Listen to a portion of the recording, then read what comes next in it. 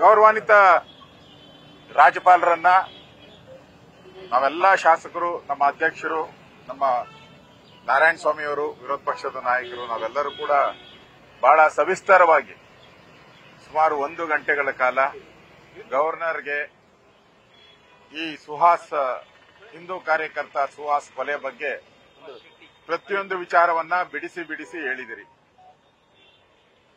ಇದಕ್ಕೆ ಈ ಕೊಲೆ ಸಾಮಾನ್ಯ ಕೊಲೆ ಅಲ್ಲ, ಇದಕ್ಕೆ ಅಂತಾರಾಷ್ಟ್ರೀಯ ಮಟ್ಟದಲ್ಲಿ ಇದಕ್ಕೆ ಸುಪಾರಿ ಕೊಟ್ಟಿದ್ದಾರೆ.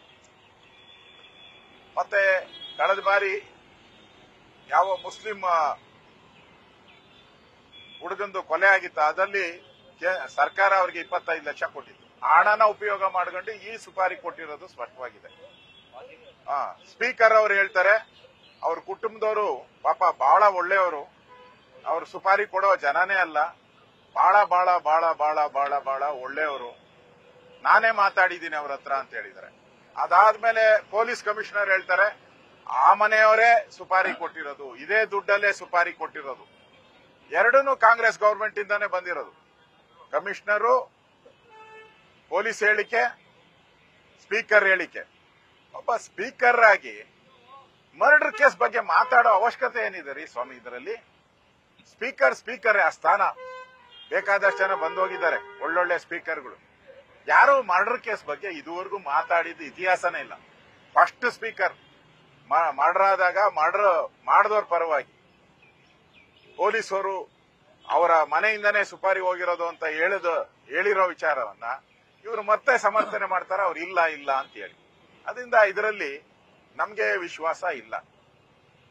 ಈ ಕರಾವಳಿ ಬೆಲ್ಟ್, ಈ ಪಾಕಿಸ್ತಾನ ಜಿಂದಾಬಾದ್, ಕುಕ್ಕರ್ ಬ್ಲಾಸ್ಟ್, ಭಯೋತ್ಪಾದನಾ ಚಟುವಟಿಕೆ, ಇದಕ್ಕೆ ಕುಮ್ಮಕ್ಕು ಕೊಡುವಂತ ಹಲವಾರು ಜನ ಇಲ್ಲಿ ಇದ್ದಾರೆ.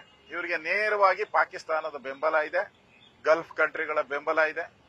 ಇದರಿಂದ ಇವತ್ತು ಕೊಲೆಗಳಾಗ್ತಾ ಇದೆ.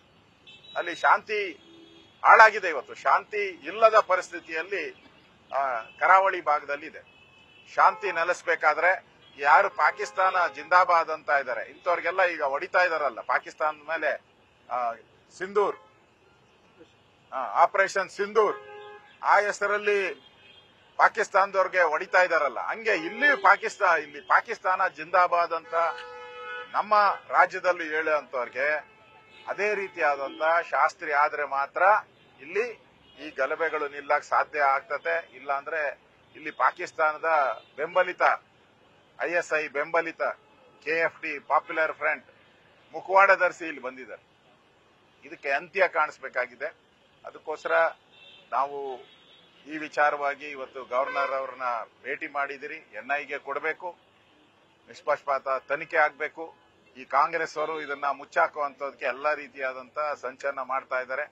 ಇದುವರೆಗೂ ಒಬ್ರು ಹೋಗಿ ಭೇಟಿ ಮಾಡಿಲ್ಲ, ಒಬ್ರು ಕೂಡ ಭೇಟಿಯ ಮಾಡಲೇ ಇಲ್ಲ, ಇದಕ್ಕೆ ಕರೆನೂ ಮಾಡಿಲ್ಲ. ಅದರಿಂದ ಇದು ತನಿಖೆ ಆಗ್ಬೇಕು. ಈ ಪಾಕಿಸ್ತಾನದವರು ಮುಖಾಂತರ ಆಗ್ತಾ ಇರುವಂತ ಈ ಕುಕೃತ್ಯ ಕೊನೆಗೊಳ್ಳಬೇಕು. ಈ ಸರ್ಕಾರ ಯಾಕೋ ಗೊತ್ತಿಲ್ಲ, ಬಹಳ ಸಾಫ್ಟ್ ಆಗಿದ್ದಾರೆ ಅವ್ರ ಬಗ್ಗೆ.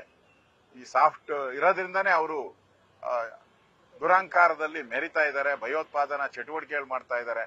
ಅದರಿಂದ ನ್ಯಾಯ ಬೇಕು. ನ್ಯಾಯ ಕೇಳಕ್ಕೆ ಯಾವಾಗ ರಾಜ್ಯ ಸರ್ಕಾರ ವಿಫಲ ಆಗಿದೆ, ನಮಗೆ ನ್ಯಾಯ ಕೇಳಕ್ಕೆ ದಾರಿ ಇರೋದು ಗವರ್ನರ್. ಅದಕ್ಕೆ ಗವರ್ನರ್ ಬಾಗಿಲನ್ನ ತಟ್ಟಿದಿರಿ. ನ್ಯೂಸ್ ಫಸ್ಟ್, ನಿರ್ಭೀತಿಯಿಂದ ನಿಮ್ಮ ಪರವಾಗಿ.